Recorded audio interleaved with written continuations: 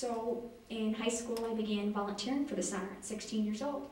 Went back, got involved in the same groups my parents were in. I'm now watching the kids in the children's groups. The Christmas parties they were throwing for the kids, I'm sitting there going at 16, 17 years old, wrapping all the gifts for the center. It was my way of coming back and showing the appreciation to them, thanking them, for the job they did in my life.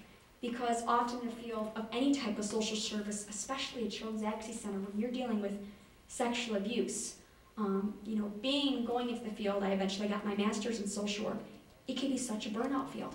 But when you're dealing with sexual abuse and dealing with these awful, horrible cases, it's often sometimes, and you're not seeing justice, sometimes you just want to walk away from it. You're questioning yourselves, is this for me? I don't know if I want to spend another day healing another horror story of what a child has been through.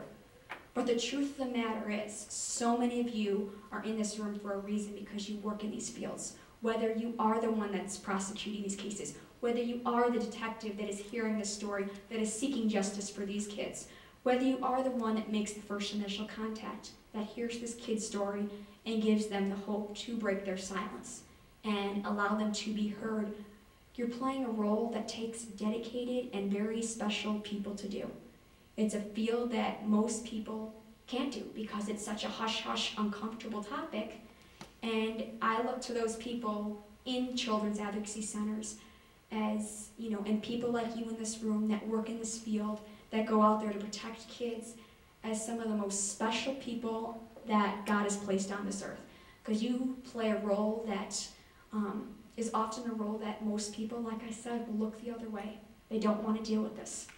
And if you're ever one of those people that questions and wonders, am I in this for the right reason? I'm getting burnt out.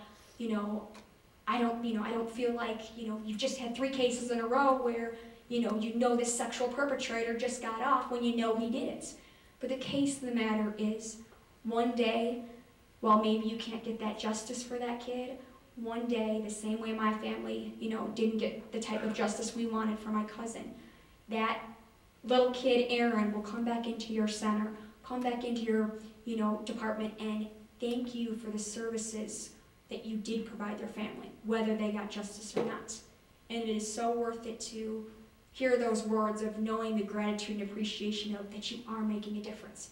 A kid that maybe you saw 10 years ago was suddenly standing in your front door or sending you a letter and just saying, I can't thank you so much. Maybe at that time, it didn't seem like a big deal. You're just doing your job, but you don't really understand the depth of your actions until that moment happens.